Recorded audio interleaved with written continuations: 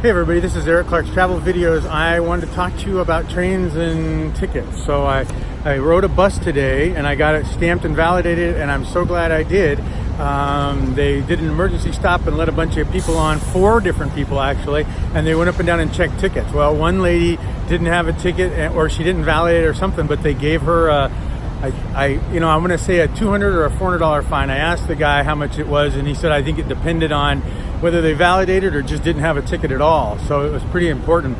But I also wanted to mention that this ticket, you can tell by the back and the front, it is the same ticket for bus, it's the same ticket for metro, same ticket for train and tram. So it's all the same ticket. However, when you use a bus, this is good for 100 minutes. I can ride as many buses as I want in the 100 minutes, and it's got a timestamp on it right there at the bottom that says that it started at 10:05.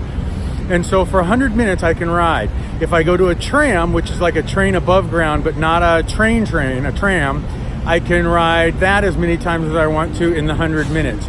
Now the metro, I can buy a ticket and I can use the one metro one time, and then I can use it for 100 minutes for tram and buses, but I can't use the metro twice. Once I leave the metro, you can't use this again to get through the gate. And then if you do a train, it's good for one time, but then you can use buses and trams. So it's really tricky, and you really got to be careful. So just remember, one ticket is good for one metro, one ticket is good for one train. Any of those tickets that you buy is good for 100 minutes for buses and trams. Crazy. Don't get a ticket. Bye everybody. Metro and all that stuff. And this is the first time I've ever seen them get on a bus. So you can see this guy here, and he's checking tickets. He just checked mine too. But they go through here and check everybody's tickets, and then they get off this bus and then they go to the next bus.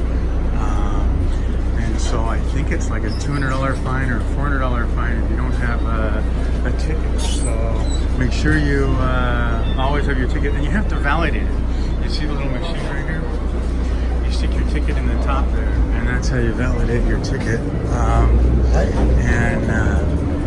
And if it's not validated, then it's not real. So you could buy a ticket, but if you don't validate it, when you validate it, it stamps it and it puts the date and the time on it.